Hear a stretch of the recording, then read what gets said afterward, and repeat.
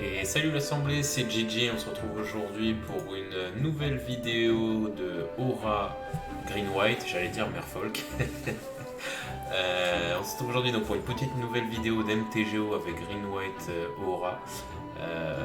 On va voir ce que ça va donner, donc je préfère prévenir, je recorde assez tard, donc il est possible que je mette du temps à trouver mon adversaire. Et voilà. MTGO qui me fait mentir. Donc on est parti. On est parti pour du MTGO en Green White. Alors, j'ai gagné le toss, ça se garde. Alors, comme vous avez pu voir, ou je ne sais pas dans quel ordre sera record, mais ça m'est déjà arrivé de perdre des games sur tour 1 des fausses avec des mains comme ça. Je vais la mule. Ça, c'est une main bien plus jouable. Un seul land, c'est le seul truc qui est un peu dommage. Mais on va la keep. Je vais virer. J'ai 4 auras à main. Je vais virer Ethereal Armor. Alors pourquoi j'ai décidé de virer Ethereal Armor plutôt que Griffsboon par exemple? Alors l'autre c'est clairement pour la défense hispanique. Sinon pourquoi Griffsboon? Parce que Griffsboon c'est quand même excellent de pouvoir. Alors l'autre aussi a mulligan à ses cartes. C'est quand même excellent de pouvoir voler au-dessus de ses bloquants. C'est quand même extrêmement puissant. À savoir que on va voir comment ça va se dérouler, hein, mais normalement, si je tombe contre un deck sérieux, dans la méta, il n'y a pas beaucoup de cartes qui peuvent gérer les volants. Surtout quand il a l'exproof. Donc pour ceux qui débarquent et qui n'ont pas vu à quoi ressemblait la decklist, pardon, je vous invite vraiment à regarder la vidéo contre Soul Herder pour voir un petit peu de quoi il s'agit. Je joue contre un Fruit Strain, alors je ne touche pas de land. On va se protéger puis commencer à mettre des petites baffes. Hein. Donc on va mettre la Hyena Umbra et puis on va commencer à saucer. Alors c'est possiblement U-White Control. Il faut savoir que U-White Control c'est très peu joué sur MTGO. Le deck est un peu chiant et même de base c'est pas un deck qui est grave joué par les gens de manière générale. Je sais pas quel est le match-up. J'ai tendance à dire que comme c'est all-in, c'est pas ouf, mais j'ai l'exproof, j'ai des ombres. Donc pour gérer ma créature, il va falloir quelque chose de très spécifique quoi. Ok, donc c'est pas du tout Weight Control, ça peut être G-Sky, encore, vu qu'il y a la Flooded Strain qui peut me le faire dire. C'est G-Sky, d'accord, G-Sky. Alors, ça change pas grand chose à ce que je venais de vous dire. Stoneforge Mystique, ok, alors il va falloir vraiment que je tope un deuxième land. Sans quoi ça risque d'être un peu complexe. Mais je vais toujours continuer à la jouer. Je pense que je vais pas Sto Exile sa Stone. Surtout voilà, c'est Batterskull donc il pourra pas le jouer autrement que par elle. Je pense que je vais partir sur Pasto Exil. Alors vu la draw que j'ai clairement. Je vais Pasto Exil tout de suite sa Stoneforge. Hop. Donc pas de Force of Negation. J'aurais préféré bien évidemment continuer de booster ma Exproof de 2. Bon, je trouve que c'est plus urgent de clairement plus urgent de gérer sa Stoneforge pour détendre un peu le Batterskull. Il me faut vraiment un deuxième terrain, là ça vient pas. L'adversaire a 6 cartes en main et visiblement il a rien pour gérer. À savoir que même une Vrasse là ne me fait pas peur. Là ce qui me ferait peur c'est, mais je crois pas que ce soit encore joué, c'est tout ce qui va être Settle the Wreckage, mais je crois vraiment pas que c'est toujours joué. Là je pense qu'il va tout simplement chercher à contrer mes sorts d'aura. C'est la seule chose qu'il peut faire. Donc il va chercher à faire ça, je pense. Il réfléchit sur une simple Griffsboon. Donc je pense que c'est ça le plan pour lui. À savoir aussi que là, même Pass to Exile ne peut pas me cibler puisque voilà, je suis inciblable.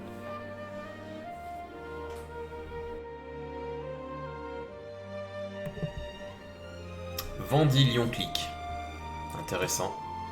C'est pas très grave, puisque dans tous les cas, j'ai le first strike et ce qui va me virer de ma main. Bah, en fait, là, ça m'arrange même en fait Vendillon clic parce que ma main, pour moi, là, c'est des cartes mortes. Donc, même s'il m'enlève des break Coronet ou Core Spirit Dancer qui sont les meilleures cartes de ma main, je peux pas les jouer. Donc, je préfère carrément draw a card que garder ces cartes nulles. Et dans tous les cas, même s'il compte me bloquer avec Vendilion Click, j'ai le First Strike et je peux. Donc je perdrai pas ma carte dans l'échange.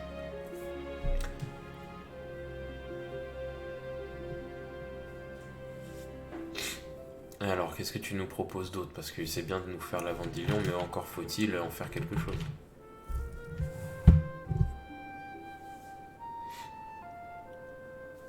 L'adversaire qui slow play. Alors, il faut savoir que dans les BO3, yes, nickel.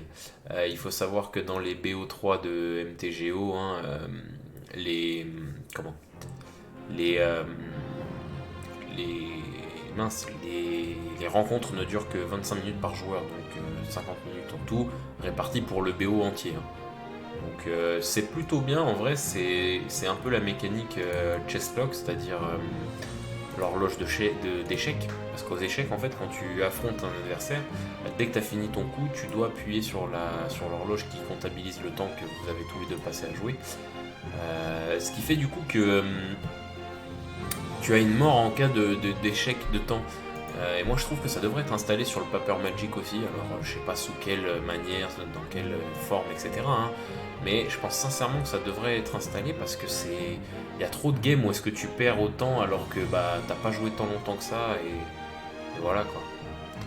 Teferi. Alors est-ce que j'en ai quelque chose à foutre étant donné que mes cartes sont inciblables? Return up to one target artifact creature or enchantment. Ah, le -3 il fait mal. Le -3 il fait très mal. Donc je vais devoir m'en occuper. Malheureusement, j'aurais préféré continuer à bourrer mon adversaire, mais il faut que je m'occupe de Teferi tout de suite. Je vais... Alors, ah bah parfait. J'allais tenter de ne pas reposer la Hiena Umbra parce que vraiment là, à part Invras, il n'y a rien qui me fait peur. Et je comptais mettre la débreak, mais là, étant donné que je chope Spider Umbra, je me pique beaucoup quand même. Ça fait que je vais avoir 2 nouvelles auras sur mon Glade Cover Scout. Ce qui fait du coup que je perds pas tant que ça de clock par rapport au play du daybreak. Là, la seule chose que je perds, c'est des life à gagner. Bon, c'est pas la fin du monde, je la pose le tour d'après. Je vais tuer Teferi tout de suite. Comme ça, on est bon. On parle plus. Hop. Je pense pas qu'il puisse vraiment. Je réfléchis. Je crois qu'il a aucun out à cette carte-là, à ma carte-là, vraiment.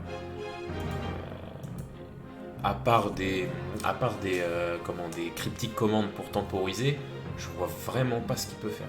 Vraiment pas. Là, ce qu'il peut tenter, c'est le double bloc colonnade plus Vendilion, mais il est encore à 2 tours de pouvoir le faire. Et encore, ça ne prend pas en compte la débreak qui va pas tarder à tomber, quoi. Je peux yield. Je vais yield, comme ça, je suis tranquille. Donc là, le débreak qui va tomber, ça va me faire regagner énormément de points de vie. Ce qui va me permettre aussi de revenir, parce que là on a l'impression que je suis derrière, alors que pour moi là je suis clairement devant. Après il a 7 cartes en main, j'aime pas me dire que je suis devant contre White, enfin contre Jeskai, quand il a 7 cartes en main, mais vraiment là je vois vraiment pas ce qu'il peut me faire. Tout ce qui est Bolt, tout ce qui est... Ok, un autre Teferi, pourquoi pas. Alors il veut peut-être temporiser avec ça, mais là j'ai la débreak qui va tomber, donc... Je vois pas trop ce qu'il peut faire. Vraiment, là, c'est de la tempo pour moi, vraiment, ni plus ni moins. Je suis même tenté, parce qu'en fait, je l'ai tué tout à l'heure un peu par réflexe, mais je suis même tenté de le laisser, parce qu'une fois qu'il a fait son -3, ça reste plus il a plus qu'un seul de truc, et il fait juste que tu peux jouer des sorceries en flash. Très bien, mais ça va pas changer la surface du monde pour lui, quoi. Donc là, je vais d'abord faire ça. Mettre Daybreak, alors je peux me le faire contre. Je pense qu'ici il a un contre, il faut qu'il l'a gardé pour ça. Ouais, voilà, il y a un truc qui arrive là. Spell Snare, ok. Bon, ok, Spell Snare, je pouvais pas trop y faire grand chose. Dans ce cas-là, je vais attaquer, donc comme prévu, je vais attaquer le bonhomme. Alors, je disais la game est dans ma main, mais du coup en perdant Daybreak Coronet, je suis en galère de life. Je suis à 2 tours de mourir, faut que je trouve une solution. Donc il faut que je tape le joueur. Clairement. Parce que là je suis à 2 tours de mourir, hein, vraiment. Parce que donc j'ai 6 points de vie. Je vais sûrement avoir moins que ça bientôt. Donc c'est pas facile. Ça va pas être facile. Je suis à 2 tours aussi de win, donc je sais pas trop comment ça va se conclure cette histoire. Il m'attaque. Vendillon Kick qui est bien plus embêtante que je pensais qu'elle allait l'être. Mais effectivement, j'ai dû me piquer beaucoup. Je sais pas combien de PV j'ai perdu par moi-même, mais... Ah, il y a le plan Bolt aussi, je peux me faire bolter là. Ah. Aïe aïe.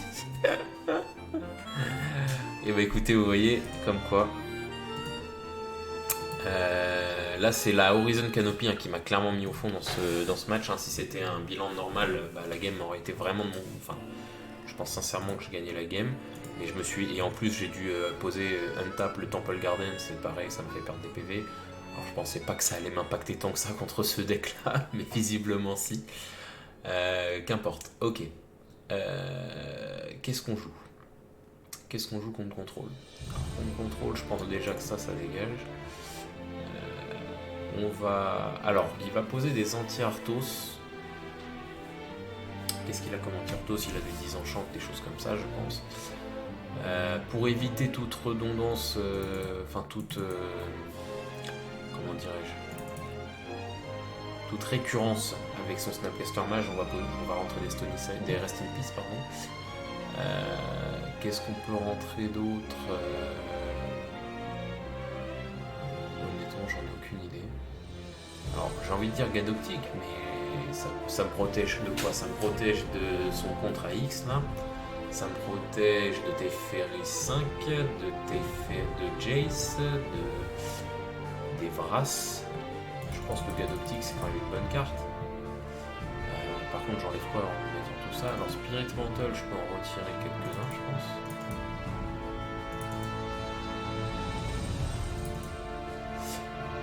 Qu'est-ce que je retire d'autre?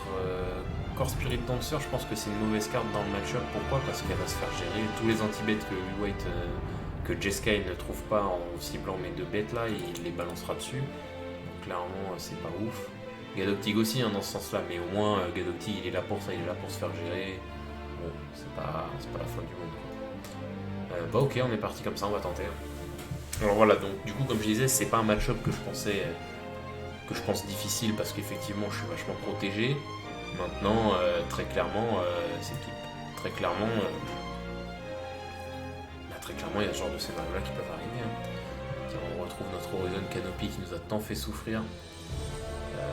Mais que là, on va prendre tout de suite quand même. Hop. On fera juste gaffe maintenant à pas faire comme la game d'avant, à trop commit là-dedans. On va quand même faire gaffe, mais bon, là, il y a des landes, donc ça m'évitera déjà notamment de poser mon land pour 2 points de vie. Donc c'est pas du tout la même game déjà. Bon là j'imagine qu'il a rentré des anti-permanents type enchantement. Ça c'est une bonne pioche. Je vais bourrer. Là, je vais juste tout simplement pas bourrer en fait. Donc ça commence par ça. Puis ça. Voilà, ça c'est un vrai start aura. J'avoue que j'ai pas eu l'occasion dans les autres games de vous montrer ce que c'est un vrai start aura. Ça ressemble plus à ça. À T2, tu te prends 4 de dégâts, tu vas devoir fetch, tu vas passer à 15. Là, s'il a pas un 10 enchant, alors en plus la 10 enchant contre encore c'est très naze parce que si c'est mort depuis le champ de bataille, ça revient dans ma main. Donc voilà, l'une des grosses faiblesses de mon deck c'est les sacrifices, notamment tout ce qui est Liliana, tout ce qui est les édicts, etc. Bon. Ça marche, ça n'existe pas dans son deck, donc très clairement. Alors là, je réfléchis, mais je crois que je pourrais prendre tout ce qui est Anger of the God normalement. Donc il va falloir vite que je me booste assez pour être hors de portée de cette carte-là, parce que cette carte-là, par contre, me pose problème. À part, bah non, parce que j'ai les ombres, donc même ça, je suis protégé. Ok, on va poser Windswept, on va équiper l'Ethereal Armor. Alors celle-là va se faire contre, je pense. S'il se fait pas contre celle-là, par contre, il est vraiment pas bien. Parce que là, ça va vraiment devenir une 7-5.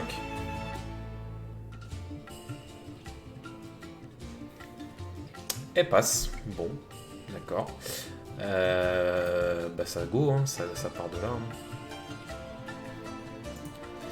qu'est-ce qu'il peut faire? Là, il peut potentiellement faire un snap. Non, pas Vendillon. Bah, juste snap, mais j'ai le trample, donc pas ouf. Je pense sincèrement qu'il revient pas trop de cette game.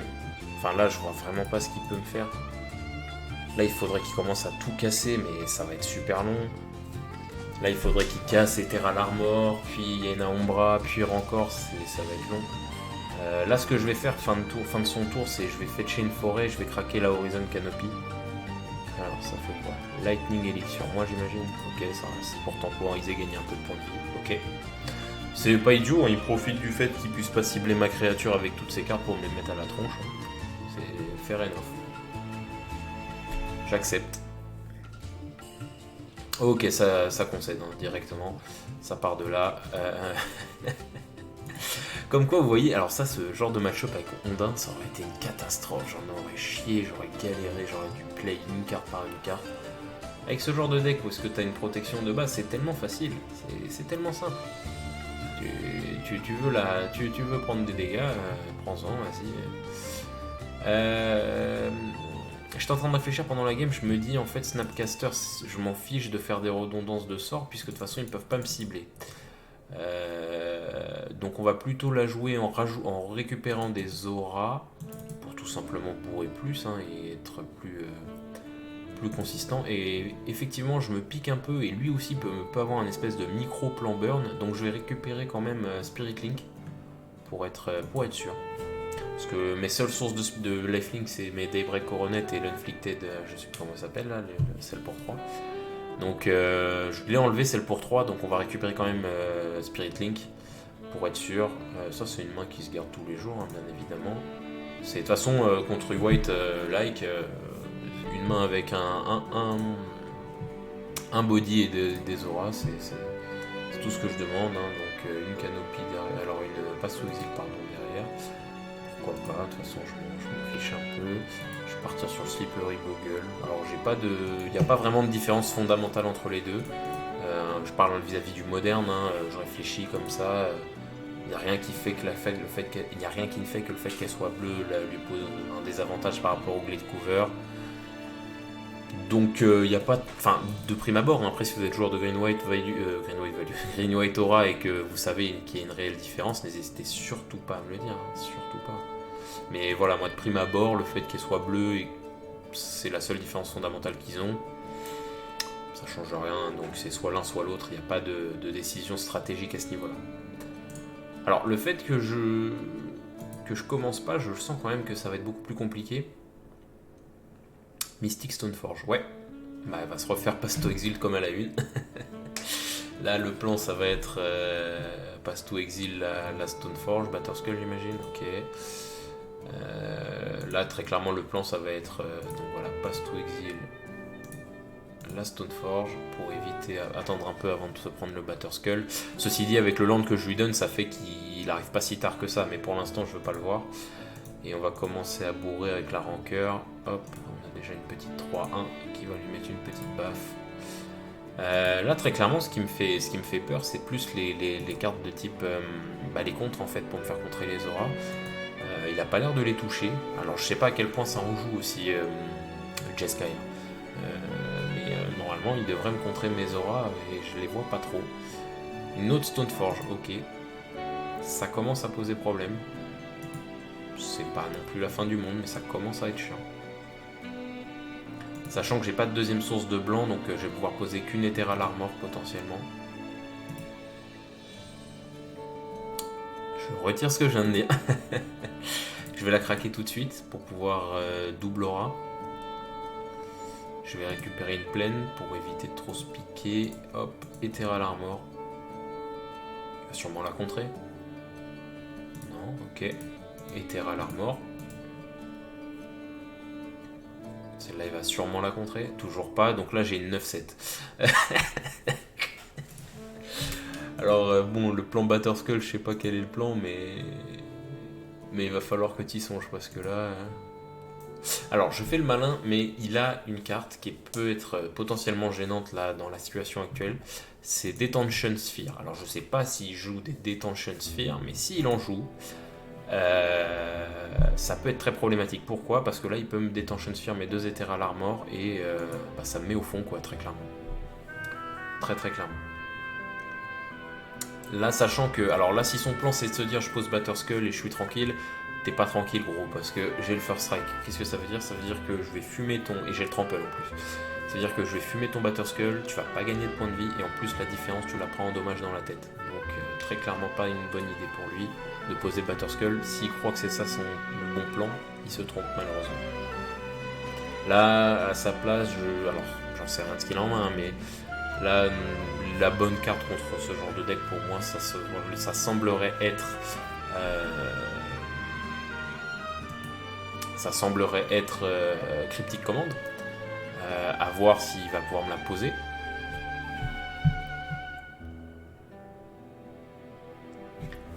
Voilà, donc vraiment c'est très puissant Aura et ça a la chance quand même pour un deck aggro d'être fort contre contrôle. Ce qui est rare, très très rare. L'adversaire qui prend du temps, ce qui veut dire qu'il n'a pas de play simple, ce qui veut dire aussi donc que je suis en avantage, c'est-à-dire qu'il n'a pas de solution innée là qui lui vient en tête. Ce qui m'arrange, hein, parce que là je suis dans une position un peu morte, enfin morte, j'ai une 9-7 sur terrain exproof, hein. Je suis dans une situation morte dans le sens où je peux même build, je sais pas si je l'ai fait, next step. C'est-à-dire que j'ai plus d'aura, j'ai rien à proposer. Là, mon plan prochain tour, en fonction, ça va sûrement être de craquer mon horizon canopy pour voir un peu, pour creuser le deck, mais globalement, là, mon plan, ça va juste être de le bourrer, hein. Alors peut-être qu'il réfléchit qu'il pense qu'il a perdu et qu'il cherche d'être sûr avant pour voir s'il perd ou pas. Ok, il fait rien. Très bien. Donc il a certainement.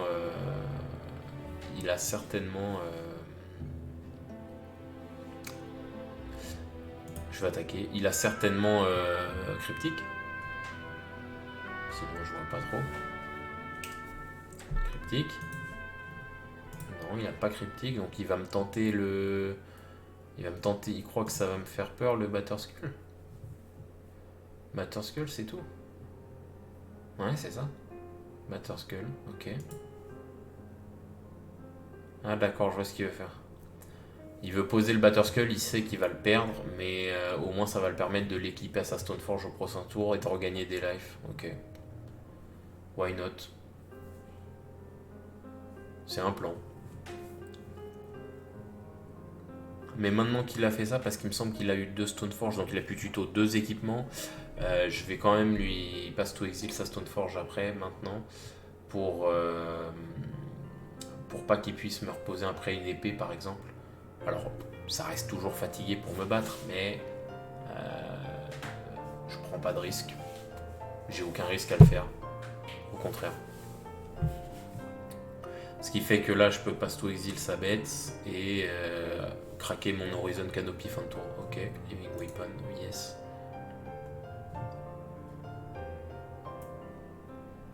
On prend son temps. Hein. Ouais. Je continue d'attaquer. Ah, il a quelque chose d'autre. Lightning Elix sur moi, d'accord. Ok, c'est pour pas se faire peur, ok. Alors encore une fois, hein, c'est pour ça qu'il faut que je fasse attention sur mes... Ouf. D'accord, donc il n'attaque pas. Enfin, il ne bloque pas, pardon. Ok, intéressant. Il voulait sûrement essayer de faire de sa créature une énorme créature. Hop. Donc ça se fait pas sous exil. Il va quand même pouvoir, si c'est une sword, il va quand même pouvoir poser la sword et l'équiper. Why not? Donc effectivement, comme je disais, il faut que je fasse gaffe quand même à mes PV parce que l'air de rien, toutes ces foudres, toutes ces machins qu'il a du fait que je ne peux pas les utiliser ailleurs, il peut me les foutre à la tronche et ça fait des dégâts. Donc là, il va poser une sword et l'équiper, j'imagine. Donc c'est laquelle? Ok. Pourquoi pas. Alors il va regagner des lives, hein. C'est pas non plus naze, mais il va gagner 10 points de vie. Non, il va gagner 6 points de vie. Bah, il est toujours sous le joug de mon Slippery Bogle, malheureusement pour lui. Ouais. T'es dedans, garçon. Je prends. Alors ceci dit, il peut avec tous les PF que je perds là, il peut tenter la race, hein. Ouais. Et là, il peut me double bolt. Ah non, il a qu'une seule source de rouge. Ok, c'est bon à savoir. Alors, il peut avoir une deuxième source de rouge avec Field of Rune. Je discard carte, bien sûr, tous les jours. Tiens. Il peut gagner. Il peut gagner. Enfin, je sais pas quelle est sa main, mais si c'est deux sorts de blast, il peut gagner. Il peut pas gagner. Dommage. Ok. J'imagine qu'il va me bounce. Il est obligé de bloquer. Ouais, ok. Il est obligé de bloquer et du coup, ça fait qu'il a plus ou moins sacrifice Canopy de Recard.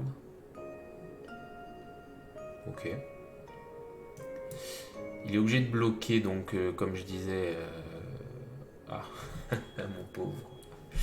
I'm feeling bad. Alors à moins qu'il ait un contre. Oui, il devrait avoir un contre. Il a pas fait tout ça pour rien. Non. Ah. I'm feeling bad for you. J'ai une 13-9. Je dis ça, j'aime pas être trop confiant à Magic, surtout contre un White X. Tu sais jamais ce qu'il peut te prévoir. Ah oui, j'allais dire, je peux me prendre encore un cryptique. C'est sur toi. Hop. Alors qu'est-ce qu'il a? Qu'est-ce qu'il a que je peux pas que j'ai pas prédit? Snapcaster, ok. Ah, Lightning Helix. Il peut me faire il peut regagner des points de vie. Ça le fait passer à 10. À 10, il prendrait pas assez, donc ouais, mais il faudrait qu'il perde. Ah, mais du coup, ça le gagne. Ah, attends, ce que je crois qu'il gagne là. Ouais, je crois qu'il gagne. Parce que du coup, il va pouvoir équiper tout ça après prochain tour à son Snapcaster et me battre. Donc je pense que c'est la win là-dessus pour lui.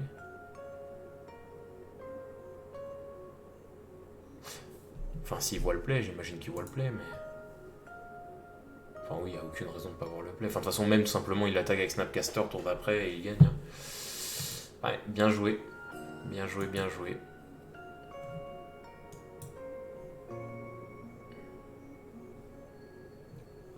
Cast instant, oui, non, prends tout. What? Comment ça se fait? Il s'est passé quoi? What's happened?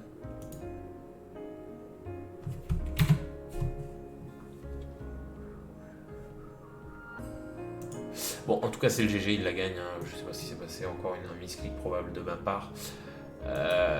Voilà l'équipe, c'est comme ça que se finit cette game. Donc, une game assez serrée. Et puis voilà, n'hésitez pas à liker, commenter, partager la game. Et j'espère que ça vous aura plu. Sur ce, je vous souhaite une bonne soirée et à la prochaine.